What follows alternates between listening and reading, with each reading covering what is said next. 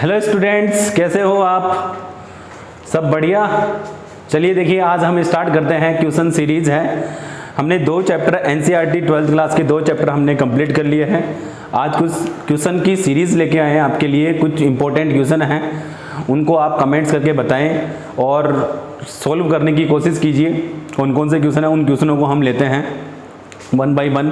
First और second chapter से related ये क्वेश्चन है और इन क्वेश्चनों से रिलेटेड हम जो बातें हैं वो आगे पढ़ेंगे। ठीक है, तो हम बात करते हैं यहाँ पे कि क्या क्या क्वेश्चन है। चैप्टर फर्स्ट और चैप्टर सेकंड के क्वेश्चन है। ठीक है, तो हम देखिए बात करते हैं, यहाँ पे क्वेश्चन पर आ जाते हैं सीधे। और जो भी आप है जो क्वेश्चन है, अगर कोई क्वेश्चन नहीं आ रहा हो तो उसको कमेंट करके आप बता सकते हैं। ठीक है, और ज़्यादा से ज़्यादा कमेंट कीजिए, लाइक कीजिए, शेयर कीजिए, सब्सक्राइब कीजिए। क्वेश्चन आपके लिए जो बोर्ड क्लास से रिलेटेड है, बोर्ड क्लास में बहुत से क्वेश्चन ऐसे पूछे जाते हैं। तो हम बात करते हैं यहाँ पे। देखिए, सबसे पहले हम बात करें यहाँ पे फर्स्ट क्वेश्चन जो हमारे पास है, लीची में खाने योग्य भाग का नाम बताइए। देखिए, लीची में खाने योग्य जो भाग है वो होता है एरिल। ध्यान रखना, फर्स्ट क्वेश्चन का जो आंसर है, देखिए फर्स्ट क्वेश्चन का जो आंसर है उसके बारे में अगर हम बात करें तो लीची में खाने योग्य भाग का नाम, ठीक है, वो क्या है? एरिल। देखिए, हम बात कर रहे थे यहाँ पे जो ये जो टॉपिक है, फर्स्ट क्वेश्चन जो है वो फर्स्ट क्वेश्चन का आंसर सबसे पहले बताते हैं। फर्स्ट क्वेश्चन का जो आंसर है, लीची में खाने योग्य भाग का नाम एरिल, एरिल है। ठीक है, लीची में खाने योग्य भाग का जो नाम है वो क्या है भाई? एरिल। तो एरिल क्या होता है? देखिए, एरिल के बारे में मैंने आपको बताया था कि बीजांड के चारों ओर एक मांसल आवरण पाया जाता है। बीजांड के चारों ओर एक मांसल आवरण, कुछ पादपों में बीजांड के चारों ओर एक मांसल आवरण पाया जाता है और उसको क्या नाम दिया जाता है? एरिल। ठीक है, तो लीची में खाने योग्य जो भाग है वो क्या है? एरिल है। देखिए, एक तरीके से हम ये कह सकते हैं कि ये एक तरीके से क्या है, यानी एरिल जो है वो किसका उदाहरण है भाई? देखो, जो देखिए जैसे हमने बात की, फल की बात करें, फल यानी पुष्प के अन्य भाग, अंडाशय के अलावा पुष्प के अन्य भाग से जब फल का निर्माण होता है तो उसको अपन क्या कहते हैं? यानी आभासी फल कहा जाता है। ठीक है, हम बात करते हैं यहाँ पे दूसरा, अनावर्त बीजी पादपों के भ्रूणपोष की सूत्र गुणिता बताइए। देखिए, जैसे हम बात करें, सूत्र गुणिता का मतलब है कि वो हैप्लॉइड है, डिप्लॉइड है, क्या है, यानी गुणसूत्र की स्थिति क्या है, गुणसूत्र की स्थिति क्या है। ठीक है, तो हम बात करें यहाँ पे, देखिए सबसे पहले अपन बात करें कि अनावर्त बीजी पादप जो है, ठीक है, तो अनावर्त बीजी जो पादप होते हैं वो उनमें जो भ्रूणपोष है वो निषेचन से पहले बन जाता है। अब निषेचन से पहले बनेगा तो वो क्या होगा? हैप्लॉइड। ठीक है, तो इसका आंसर जो होगा वो क्या होगा भाई? आंसर जो होगा वो क्या होगा? अगुणित, अगुणित एन। एक बात बताते हैं, पहले समझो।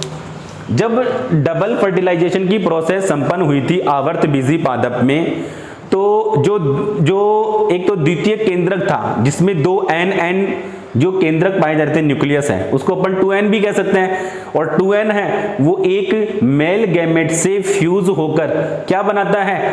ट्रीएन बनाता है। ठीक है, तो एक तरीके से अपन ये कह सकते हैं कि जो एंजियोस्पर्म है, आवर्त बीजी पादप है, उनमें तो भ्रूणपोष क्या होता है? त्रिगुणित।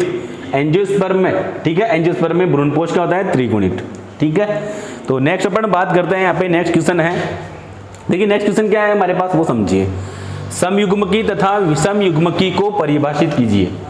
देखिए, समयुग्मकी यानी समान युग्मक, यानी जो आकारिकी रूप से क्या होते हैं? समान, और उनको बाहर से देखने पर अपन डिफरेंशिएट नहीं कर सकते, अलग अलग नहीं पहचान सकते, तो उन युग्मकों को हम क्या कहेंगे? समयुग्मकी।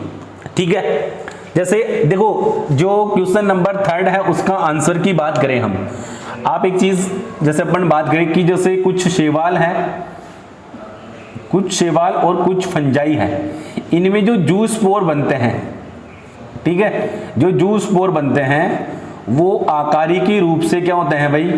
आकारिकी मॉर्फोलॉजिकल, आकारिकी रूप से क्या होते हैं? समान होते हैं।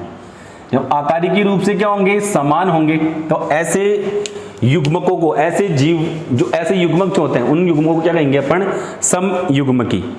देखिए जो आकारिकी रूप से क्या होते हैं समान, तो समयुग्म की डेफिनेशन क्या हो गई कि भाई जीवों में ऐसे युग्मक बनने वाले ऐसे युग्मक जो आकारिकी रूप से क्या होते हैं समान होते हैं, जिन्हें हम नर और मादा युग्मक में विभेद करने में क्या होते हैं असमर्थ होते हैं, तो उन्हें हम क्या कहते हैं समयुग्मकी कहते हैं।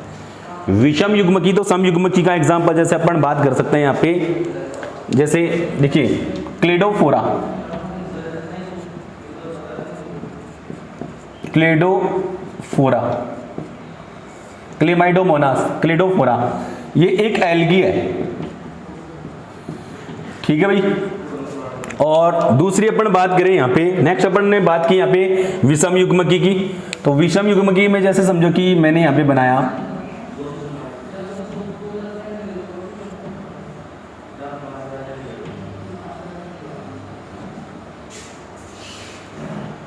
देखिए जैसे मैंने यहां पर ये स्ट्रक्चर बनाई है,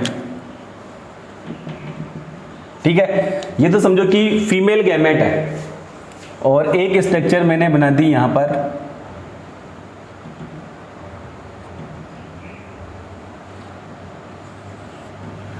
ठीक है, तो ये तो फीमेल गैमेट को रिप्रेजेंट कर रहा है और ये मेल गैमेट को, दोनों को हम क्या कर रहे हैं एक तरीके से डिफरेंशिएट कर सकते हैं कि मेल और फीमेल गैमेट को हम पहचान सकते हैं, मॉर्फोलॉजिकल दोनों क्या है डिफरेंट है और दोनों को हम क्या कर सकते हैं आसानी से यानी डिफरेंशिएट कर सकते हैं, विभेद कर सकते हैं कि नर युग्मक और मादा युग्मक को हम अलग अलग पहचान सकते हैं, तो ऐसे युग्मकों को क्या कहते हैं अपन विषम युग्मकी।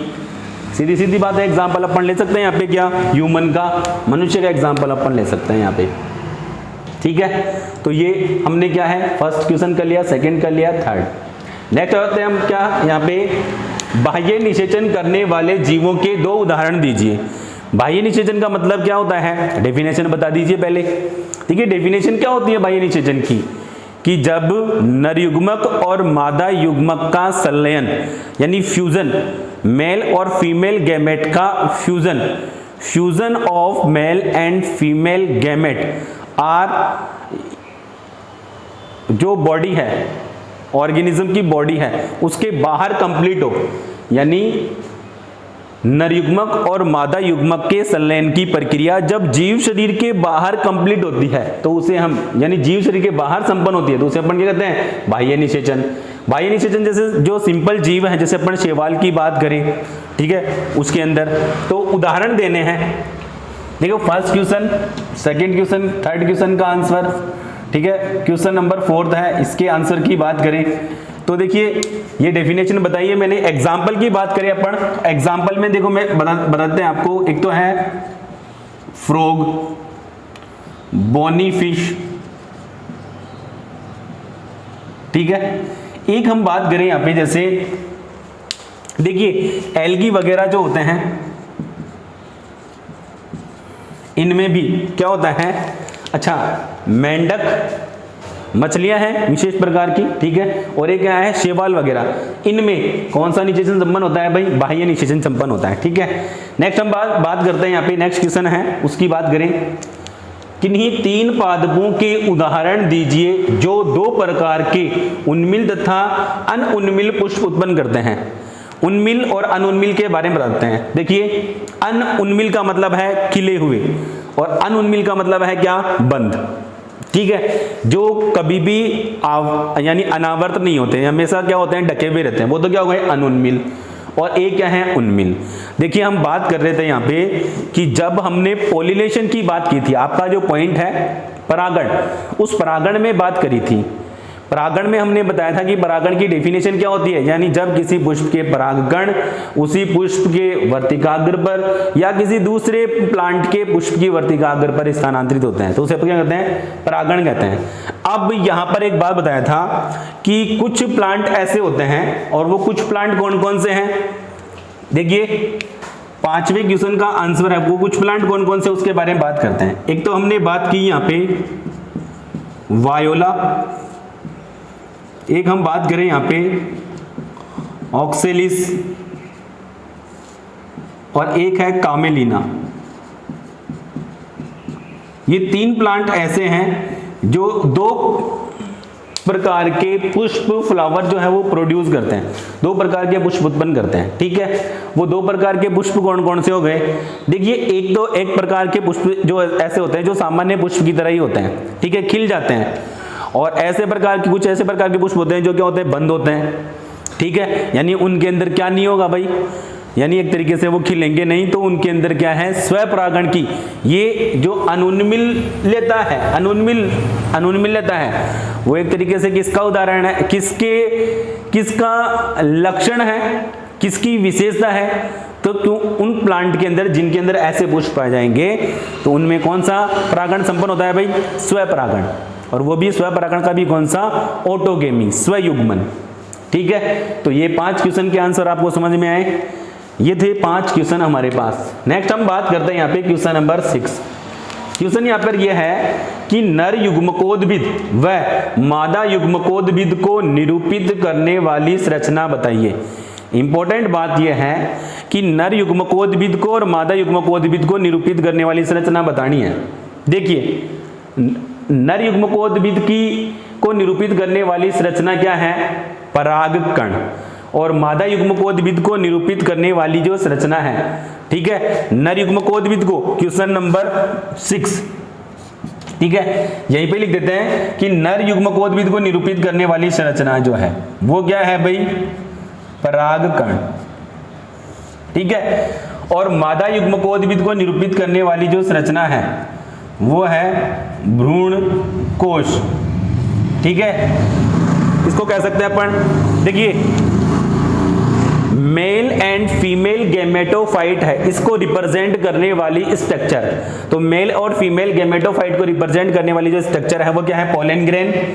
और मेल, यानी ये तो क्या है, मेल गैमेट को रिप्रेजेंट करने, मेल गैमेटोफाइट को रिप्रेजेंट करने वाली स्ट्रक्चर, और फीमेल गैमेटोफाइट को रिप्रेजेंट करने वाली जो स्ट्रक्चर है वो क्या है? भ्रूण कोश, एम्ब्रियो सैक।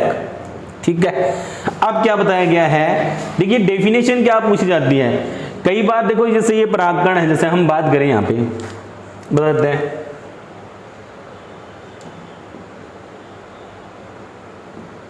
कि जैसे ये पोलन ग्रेन है, ठीक है, और पोलन ग्रेन पर ये क्या पाई जा रही है भैया? ये लेयर पाई जा रही है, एक और डबल लेयर स्ट्रक्चर है ये, और डबल लेयर स्ट्रक्चर है तो यहां पर ये ऐसे,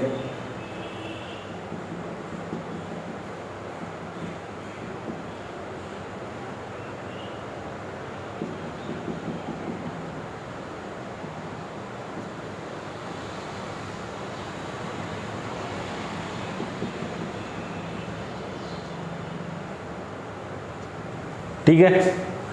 अब देखिए, हम बात करते हैं यहां पे कि अगर डेफिनेशन पूछी जाए कि भाई male gametophyte, define male gametophyte या नर युग्मकोद्भिद को परिभाषित कीजिए, तो जब ये पोलन ग्रेन जो है वो क्या होता है? एक तरीके से जर्मिनेट होता है। कहां पर जर्मिनेट होगा भाई? स्टिग्मा पर। जब स्टिग्मा पर जर्मिनेट होगा और ये समझो कि जर्म पोर है, जर्म पोर से क्या निकलेगी भाई? ऐसे इंटाइन जो होती है, जर्म पोर से इंटाइन जो होती है वो क्या होगी? ऐसे बाहर निकलती है, ऐसे बाहर निकलेगी। ठीक है, इसको बोलते हैं पोलन ट्यूब। ठीक है भाई, इसको क्या कहेंगे अपन? पोलन ट्यूब कहेंगे।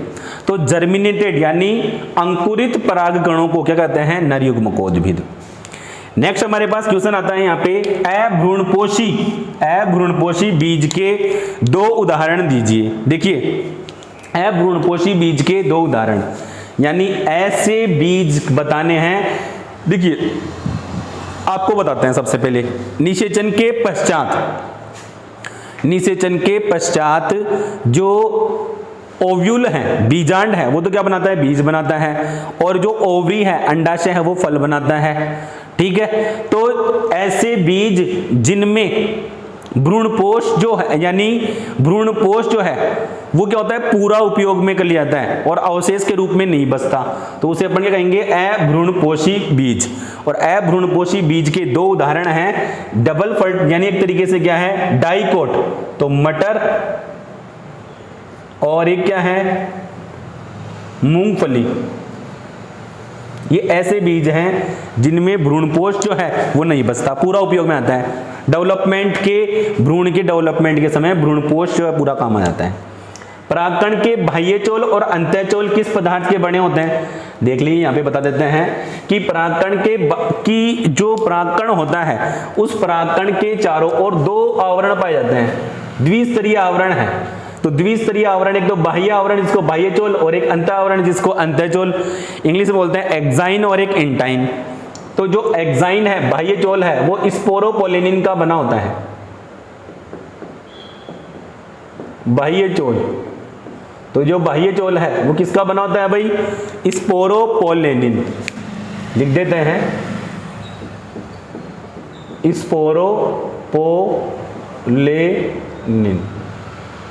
स्पोरोपोलिनिन का बना होता है। ये एक ऐसा पदार्थ है जो क्या करता है? परागकणों को रेसिस्टेंट, प्रतिरोधकता प्रदान करता है, अम्ल से, क्षार से, नमी से, बाह्य जो अनफेवरेबल कंडीशन होती है, प्रतिकूल परिस्थितियों से बचाता है। ठीक है। जो अंतःचोल है, अंतःचोल, तो जो अंतःचोल होता है वो सेल्यूलोज और पेक्टिन का बना होता है।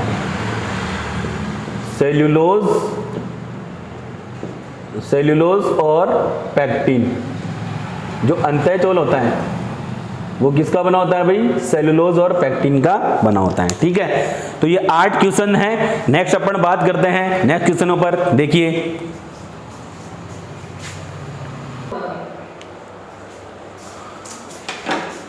तो ये थे स्टूडेंट्स कुछ क्वेश्चन। नेक्स्ट क्वेश्चन की सीरीज है वो आपको नेक्स्ट वीडियो में मिलेगी। ठीक है। तो आप इन क्वेश्चनों को सोल्व करना, चैप्टर को पढ़ना और आप क्वेश्चनों को सोल्व करने की कोशिश करना। Thank you students. नेक्स्ट क्वेश्चनों की सीरीज के लिए नेक्स्ट वीडियो आपके लिए प्रोवाइड है, और फिर हम एनसीईआरटी का नेक्स्ट चैप्टर जो 3rd चैप्टर है ह्यूमन यानी जो मनुष्य है उसमें लैंगिक जनन के बारे में पढ़ेंगे। थैंक यू, धन्यवाद।